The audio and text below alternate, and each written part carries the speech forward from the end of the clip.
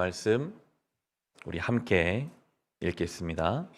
뱀은 주 하나님이 만드신 모든 들짐승 가운데서 가장 간교하였다. 뱀이 여자에게 물었다. 하나님이 정말로 너희에게 동산 안에 있는 모든 나무의 열매를 먹지 말라고 말씀하셨느냐? 여자가 뱀에게 대답하였다. 우리는 동산 안에 있는 나무의 열매를 먹을 수 있다. 그러나 하나님은 동산 한가운데 있는 나무의 열매는 먹지도 말고 만지지도 말라고 하셨다. 어기면 우리가 죽는다고 하셨다. 뱀이 여자에게 말하였다. 너희는 절대로 죽지 않는다. 하나님은 너희가 그 나무 열매를 먹으면 너희의 눈이 밝아지고 하나님처럼 되어서 선과 악을 알게 된다는 것을 아시고 그렇게 말씀하신 것이다. 여자가 그 나무 열매를 보니 먹음직도 하고 보암직도 하였다.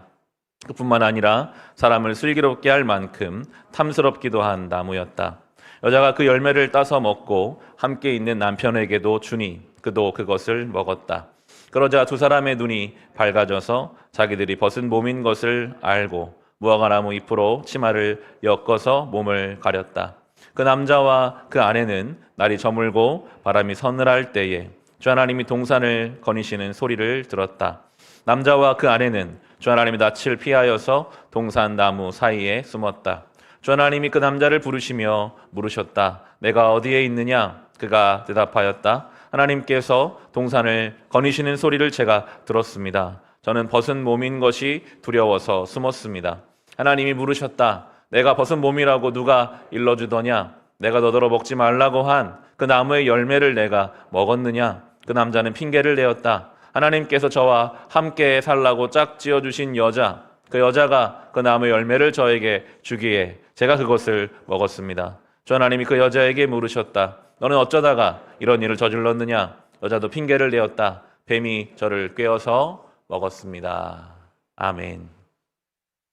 우리가 어제 살폈던 에덴은 정말 복된 곳이었습니다. 하나님과의 관계가 분명했고 그 관계 속에서 사람과 사람 사이에 투명한 연결이 있었습니다. 근데 이제 오늘 그 에덴의 질서가 깨지는 것을 성경이 우리에게 보여주는데, 그러면서 무엇이 이 에덴을 에덴되게 하는가를 알 수 있게 보여주는 것도 여기 내용이 들어가 있는 것 같아요. 결국 에덴이 에덴될 수 있었던 것은 하나님의 말씀에 대한 분명한 이해와 순종이 있었을 때 그로부터 사람과 사람과의 관계까지 연결성을 갖는 것이기 때문에 뱀은 다른 것을 공격하지 않아요. 아담과 하와 사이를 끊어놓으려는 노력을 하지 않습니다. 하나님의 말씀만 끊어지면 자연스럽게 관계는 깨지게 되어 있는 것을 알기 때문에 거기를 먼저 공격합니다. 자연스럽게 그럼 쭉 깨져가잖아요. 우리의 삶의 모든 현상적인 어려움은 결국에는 신앙의 문제로 갈 수밖에 없습니다. 우리의 삶을 에덴되게 하는 것은 하나님과 나와의 관계 속에서 하나님의 그 말씀이 나에게 오늘 어떻게 주어지는지 내가 제대로 이해하고 그 말씀 앞에 순종하고 애를 쓰는 가운데 은혜는 퍼져가게 되고 그 자리가 에덴이 되는 것이기에 뱀은 하나님 말씀에 대해서 먼저 공격하고 의문을 던지죠. 오늘 1절 말씀에 뱀은 주 하나님 만드신 모든 들짐승 가운데서 가장 간교하였다. 뱀이 여자에게 물었다. 하나님이 정말로 너희에게 동산 안에 있는 모든 나무 열매를 먹지 말라고 말씀하셨느냐 합니다. 의심을 이제 해보는 것입니다. 하나님 말씀에 대해서. 근데 그 의심의 내용이 모든 나무 열매를 먹지 말라고 하셨느냐.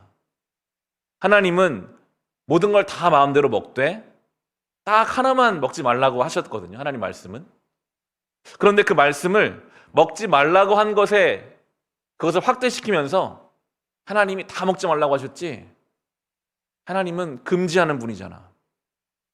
먹으면 죽는다고 하는 무서운 분이잖아. 하나님에 대한 이해를 잘못된 방향으로 끌고 가려고 합니다. 때로 우리는 하나님을 혼자 오해하고 그 오해를 내가 계속 키워가면서 잘못된 신앙으로 달려갈 때가 있습니다.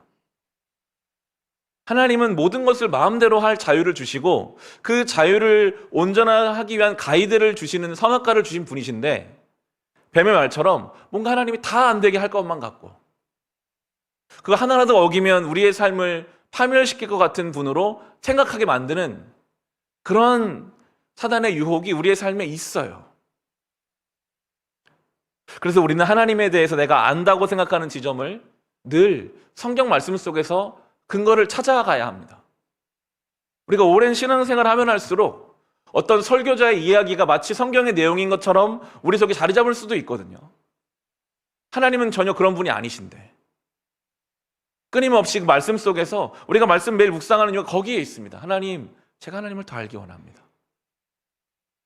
잘못된 이해로 그게 신앙인 줄 알고 그걸 키워가는 것이 우리를 시험 앞으로 끌고 가는 것이고, 그게 뱀의 전략입니다. 하나님이 전혀 그런 분이 아니신데 하나님을 오해시키려고 하죠. 이제 하와가 늘 하나님 말씀만 따라 살다가 하나님이 주인이시고 당연히 선악과는 먹지 말아야지, 그렇게 살던 그에게 아니야, 먹어도 돼, 너 하나님처럼 될 수 있어, 또 다른 이야기가 들어왔습니다. 이제 둘 사이에 하와가 서 있는 것입니다. 이게 우리의 현실입니다. 예수가 어딨냐고, 과학적으로 증명되냐고, 어떻게 죽은 사람이 살아나고, 그게 말이 되는 거냐 하는 이야기가 우리에게 들려옵니다.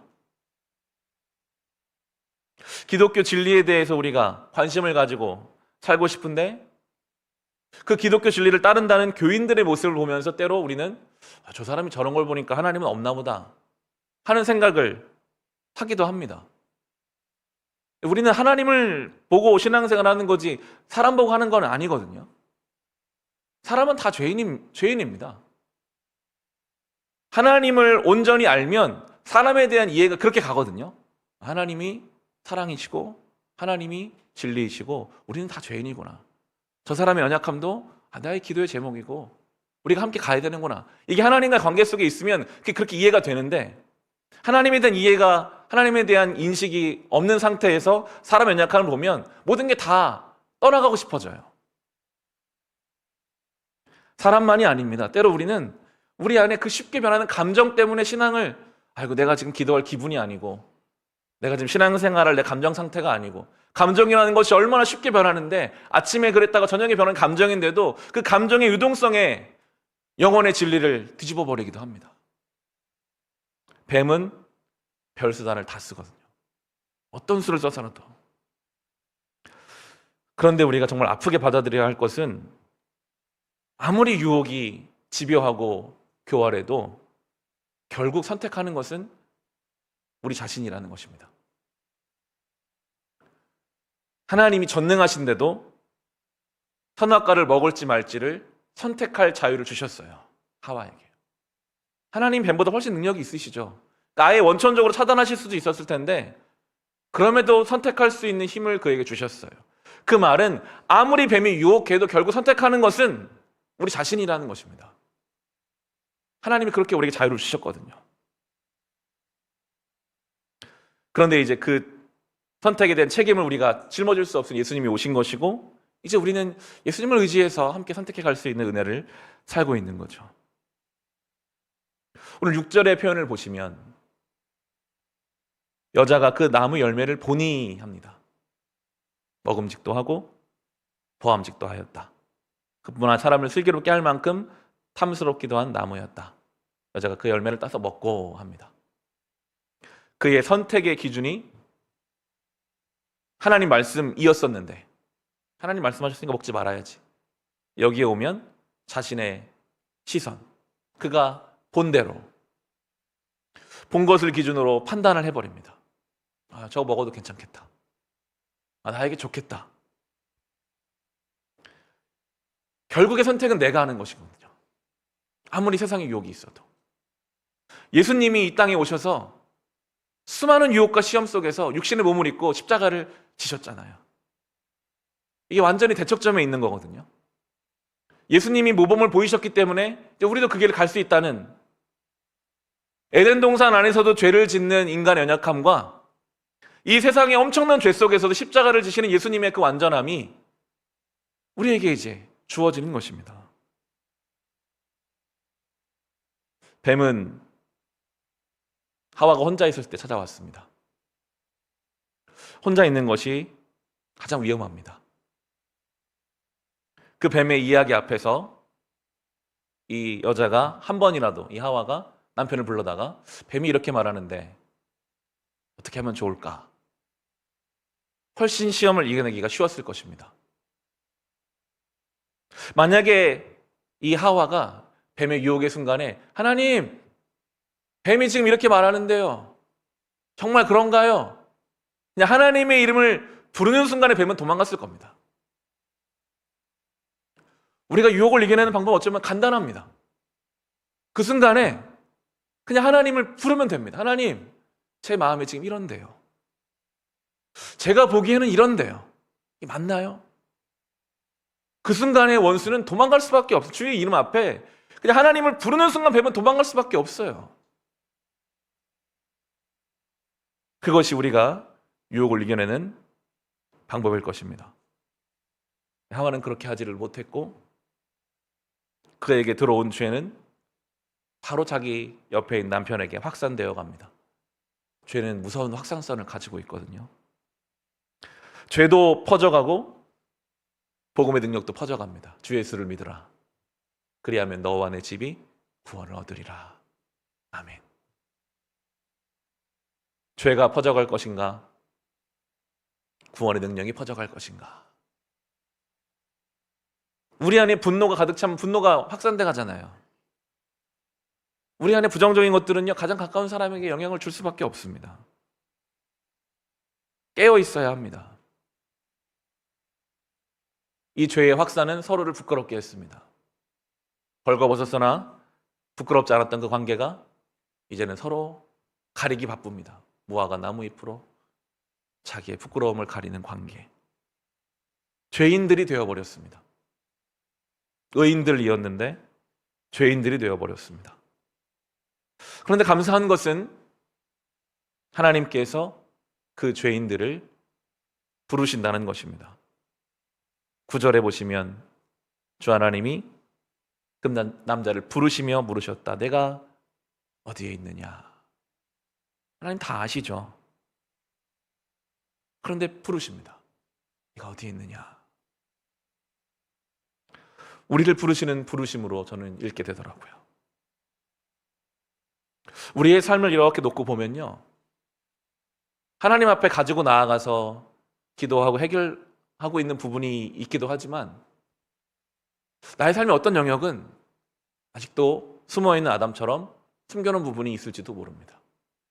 아담이 그러거든요. 제가 무서워서 숨었습니다. 뭔가 이 문제를 하나님 앞에 가져가는 게 두려워요. 불안해요. 그러고 싶지가 않아요. 하나님은 부르십니다. 네가 어디에 있느냐? 오늘 우리에게 똑같이 부르십니다. 내 삶의 어떤 영역, 내가 교회를 다니고 신앙생활 하지만 여전히 내 안에 하나님 앞에 가지고 가지 못한 어떤 부분을 향하여 하나님은 오늘 이 말씀을 통해 부르시는 것 같습니다. 네가 어디 있느냐? 하나님 다 아시니까요. 그 문제를 하나님 앞에 가져오지 않는 이상 해결되지가 않으니까요. 부끄러워서 무화과 나무 잎으로 가려봤자 소용이 없으니까요. 그래서 원망만 됩니다. 저 여자 때문이었습니다. 하나님, 내가 이 문제를 가져가지 못한 것은 이것 때문이 저것 때문이고, 그렇게 갈 수밖에 없고 거기에 해결책이 없거든요. 결국 그 문제를 예수 그리스도와 함께 십자가 앞에 가져가서 하나님, 제가 이런 사람입니다. 저를 불쌍히 여겨주십시오. 그때 거기에 구원의 능력이 나타나죠. 이 회복되지 못할 것 같던 이 에덴의 질서의 파괴는 결국 예수님을 통해서 해결됩니다. 우리는 그 은혜를 이미 누리고 있습니다. 오늘도 그 예수님의 은혜를 기억하시면서 그럼 시험의 순간마다 주님을 부르십시오. 주님, 또 제 안에 이런 유혹이 들어옵니다. 어떻게 하면 좋을까요? 그 이름만 불러도 원수가 도망가는 그 권세를 누리며 이 하루 살아갈 수 있으시기를 주님의 이름으로 축원합니다. 우리 같이 찬송 부르겠습니다.